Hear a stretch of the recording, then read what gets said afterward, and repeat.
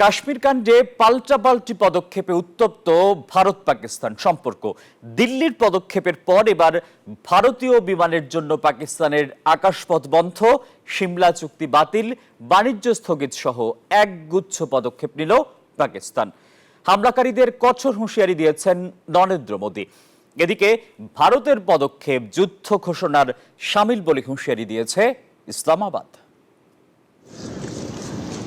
কাশ্মীর কাণ্ডে আবারও দিল্লি ইসলামাবাদের সম্পর্কে ফাটল। পর্যটকদের উপর হামলার কড়া নিন্দা জানিয়ে হুঁশিয়ারি করেছেন নরেন্দ্র মোদী। জানিয়েছেন হামলাকারী এবং মদতদাতাদের খুঁজে বের করে শাস্তি দেওয়া হবে।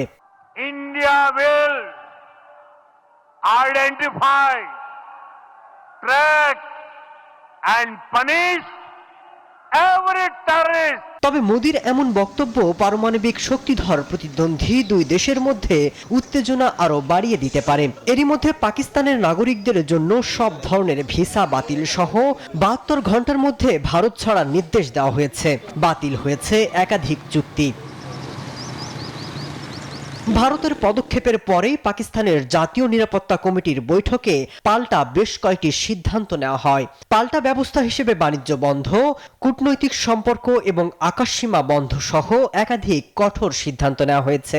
টানা সপ্তমবারের মতো বেস্ট টিস্যু পেপার ব্র্যান্ড হিসেবে স্বীকৃতি পেয়েছে বসুন্ধরা টিস্যু। সেই সাথে ভারতের পদক্ষেপকে যুদ্ধের শামিল বলে উল্লেখ করেছে ইসলামাবাদ।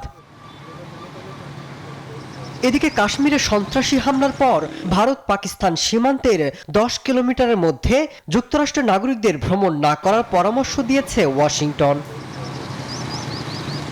এদিকে অপ্রত্যাশিত পরিস্থিতির কারণে পাকিস্তানের উপপ্রধানমন্ত্রী এবং পররাষ্ট্রমন্ত্রী ইসহাক দারের ঢাকা সফর স্থগিত করা হয়েছে।